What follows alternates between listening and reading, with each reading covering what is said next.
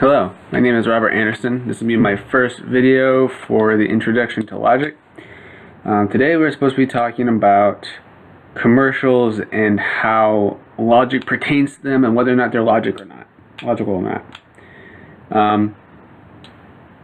Various types of advertisements are made that appeal to different types of things, but in general you won't find many that are based on logic. For example, if you take the Old Spice commercials, they'll always show some guy going, "You want to smell like me? Be like this and get this product." And they make the consumer assume that if they get this product, they will be like that. Or if you look at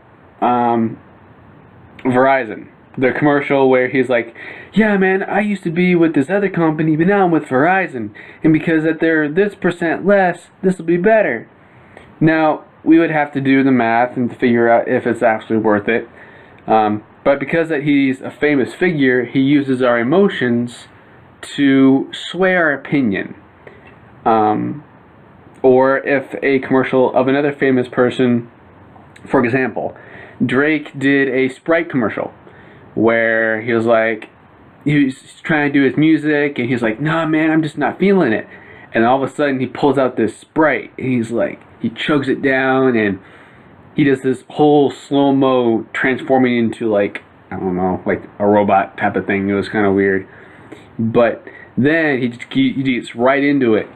And so we have this idea of, I'm a famous person, and I drink Sprite, and that's how I make all my music. And that's their logic behind it. There's nothing concrete or logical about it. It's just you trying to get on this bandwagon.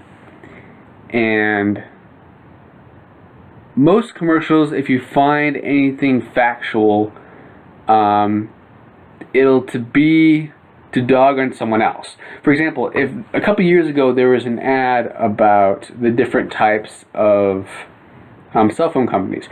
That's one of the main places that you'll see is cell phone companies. They'll have you remember the ramp where it had all of these balls flowing down, and how many balls signify how many people that they had, and it would show a bunch of balls running down this one, and then this other company was a single trickle little of balls, and it wasn't very much, and it acted as facts, but really it was oversimplifying the issue and the things behind it, so that it made the viewer think that they were viewing a logical argument, but in all reality it was more over exaggerated and probably not as helpful as you think it would be.